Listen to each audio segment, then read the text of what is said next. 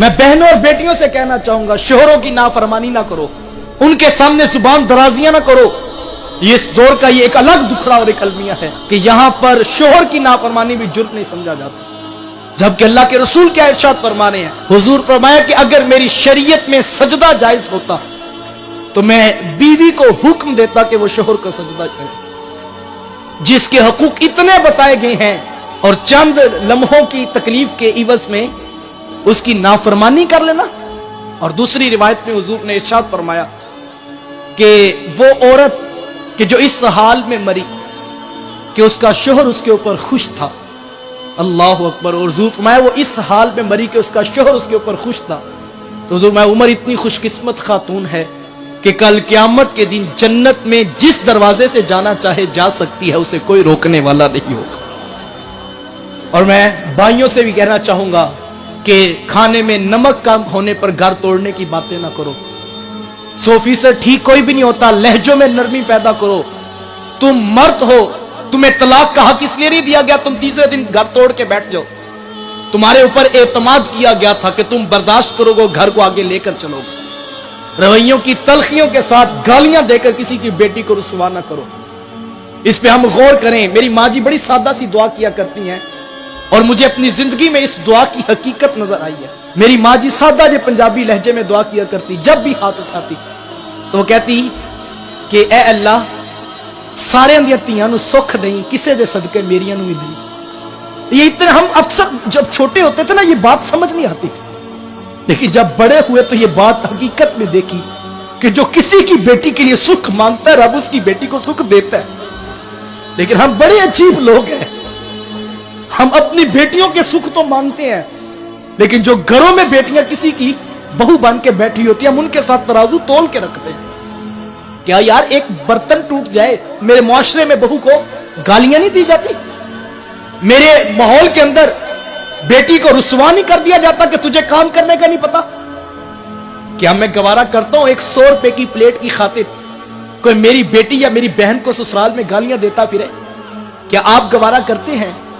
तो जो हमारे घरों में बैठियां हैं वो भी तो किसी बाप की बेटियां हैं। तो कदर करो इन चीजों की। कल हशर के मैदान में जब तराजू रखा गया तो मामला बड़ा सख्त होगा। ये हुकूकुल इबाद है, हमने इसके ऊपर गौर करना है। आज जिस बहू के पास सिर्फ बेटियां हो, खानदान में उसको इज्जत भी नहीं दी जाती। हमल में अल्ट्रासाउंड के जरिए पता लग जाए फिर बेटी पैदा होने वाली है तो पूरा खानदान उस बेटी के साथ भी बाइकाट कर देता है। साहिब वो कहां से ला कर दे तुम्हें बेटे?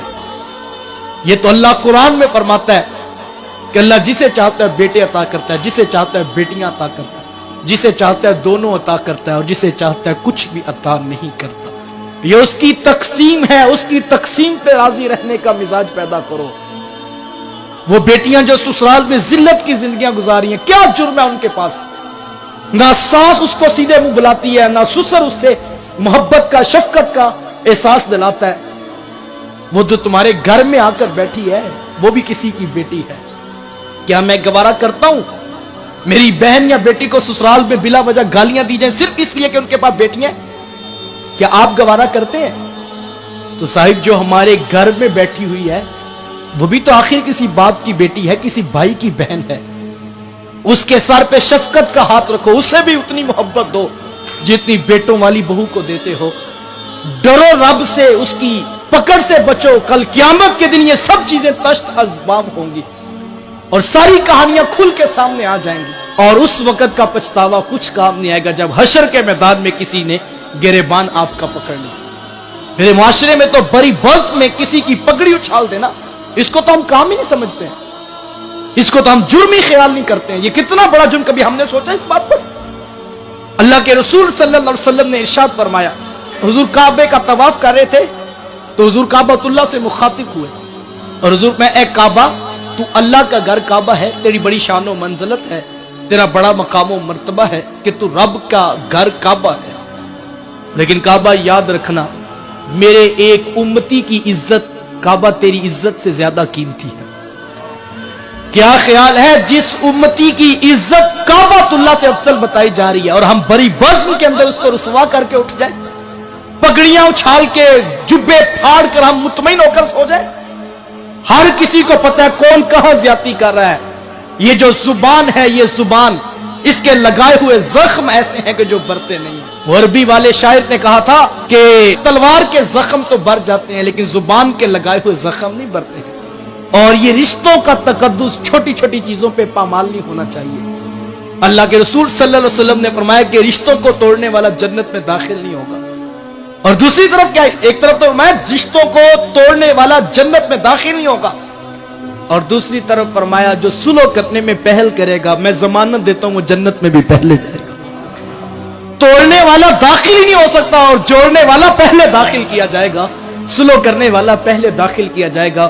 یہ حقوق العباد ہے صاحبو، اس کے اندر مجھے اور آپ کو بڑی سخت آزمائش ہے۔ اچھی بات دوسروں تک پہنچانا صدقہ جاریہ ہے، ویڈیو زیادہ سے زیادہ شیئر کیجیے۔